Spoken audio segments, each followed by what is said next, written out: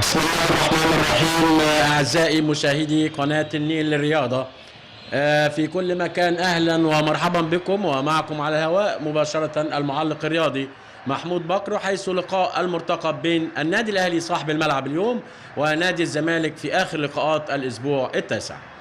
هنخش على طول. الكرة راحت له بطيئة، تتلعب الكرة وتتخطف. طارق السعيد ووائل جمعة، بشير يرقص بشير وماشي في احسن حالاته هذا الموسم، ومعاه وائل جمعه. تتلعب على طول اماميه لحازم،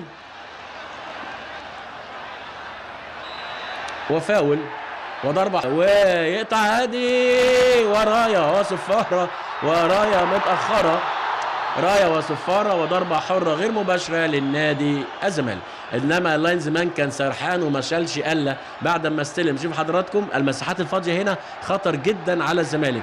ادي الرايه وصفاره صح جدا، ضربه حره غير مباشره. بلال بيأخر الكرات كتيره، احمد بلال رغم انتشار اكتر من لعيب. نادي الزمالك بيلعب كره اسرع في الناحيه الهجوميه. شوف حضراتكم اللي معاه كره بيمرر بسرعه. وادي حازم امام، وحازم امام عاوز يعمل هات خد، وعمل هات وخد وضربه ركنيه. بقول لحضراتكم ميزه النادي الزمالك ان هم متعاونين هجوميا اكتر من النادي الاهلي. احمد بلال بيوقف الكره كتير وبيفكر كتير قبل ما يمرر رغم انتشار زمايله كتير بسرعه. انما الزمالك بيلعب كره سريعه وبيلاقوا بعض زي ما حضراتكم شايفين اهو في الهجمات بتاعتهم. ادي الكره العرضيه وهدف. جمال حمزه يحط الهدف الاول في المباراه في الدقيقه 18. لسه بقول لحضراتكم الزمالك بمميزاته انه يعني بيلعب كره سريعه ومن الحركه، وعلى طول في الدقيقه 18 كره عرضيه والراجل لوحده خالص جمال حمزه يحطها على صدره ويلعبها عشان يتقدم نادي الزمالك بهدف لجمال حمزه في الدقيقه 18.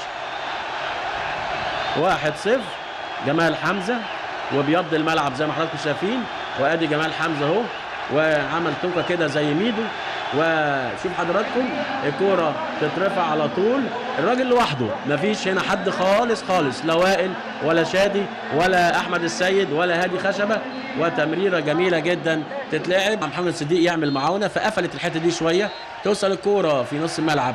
شوف حضراتكم بياخد الكرة وقت كبير، لان الزمالك بيلعب كرة سريعة على طول، بيعمل تمرير وانتشار سريع. ده الفرق بين الفرقتين حتى الان. ادي الكرة على طول مع نادي الزمالك ناحية اليمين.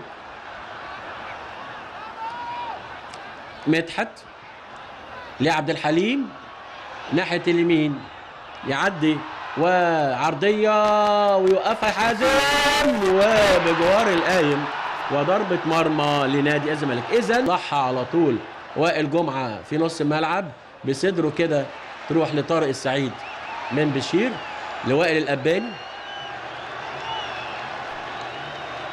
صديق جمال حمزة اللي بيسقط في نص الملعب، وحازم امام واقف في الحته المفضله بتاعته هناك ناحيه اليمين، وتتلعب الكره لصديق وعشان يديها لحازم امام هنا على طول. حازم امام لصديق وبيجري ياخدها مره ثانيه حازم. انما النوبادي بقى اتغطى كويس من النادي الاهلي الزمالك. طارق السعيد يلفها وتقع من ايد الحضري، وتقع من ايد الحضري، يعني في منتهى الخطوره. انتشار سريع لنادي الاهلي عن طريق رضا شحاته. رضا شحاته والمساحه الفاضيه وتمرير وحش.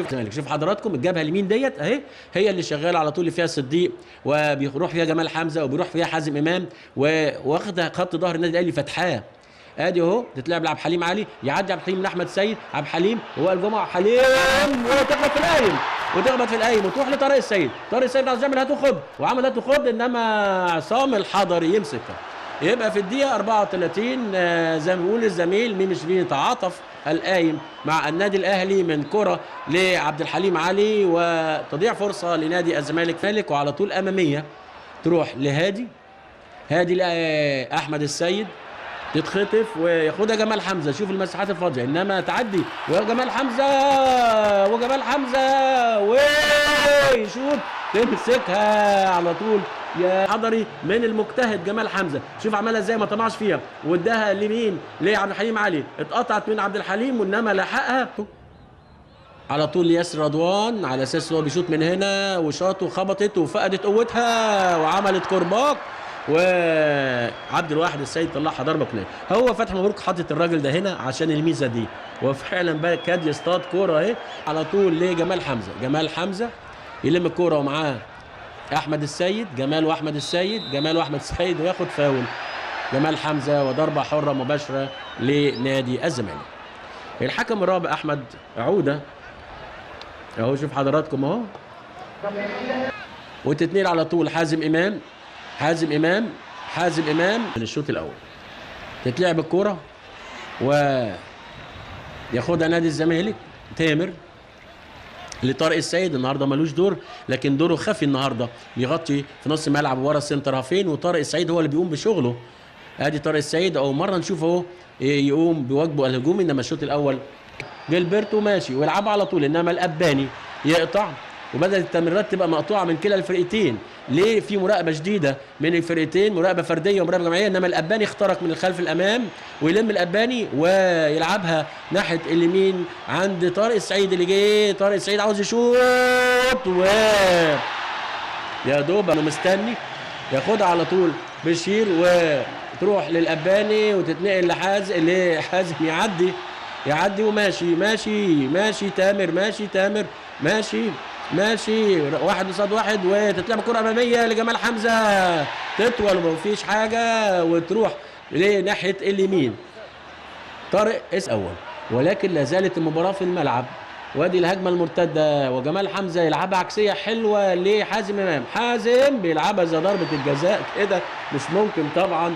حمزة يلم جمال حمزة وأحمد السيد، يعدي جمال حمزة وجنبه عبد الحليم، ويلعبها لعبد الحليم، يلمها عبد الحليم ومعاه وائل، ووائل على طول يديها مرة تانية لجمال حمزة. جمال حمزة يلعب كده ببطء تتقطع وتروح لتامر. تامر عبد الحميد يلعبها بالعرض هناك عند طارق السعيد، يلعبها لطارق السيد، عاوز يعمل هات وخد، وعمل الهات وخد انما فتحت، ويلعبها يجيب منها ضربة ركنية. شايف انا شيكابالا بيستعد عشان ينزل، هيطلع جمال حمزة وهينزل شيكابالا رقم 30. انا بقول كده، زمان فتحي مبروك يقول الحمد لله اللي طلع جمال حمزة اللي عاملين الازعاج كله. يعني انا اعتقد ان خط ظهر النادي الاهلي سعيد بهذا التغيير، مع احترامي لشيكابالا اللي برضو لا يقل عن تتلعب الكوره وتنزل بره الملعب او ترمي التماس الاهلي.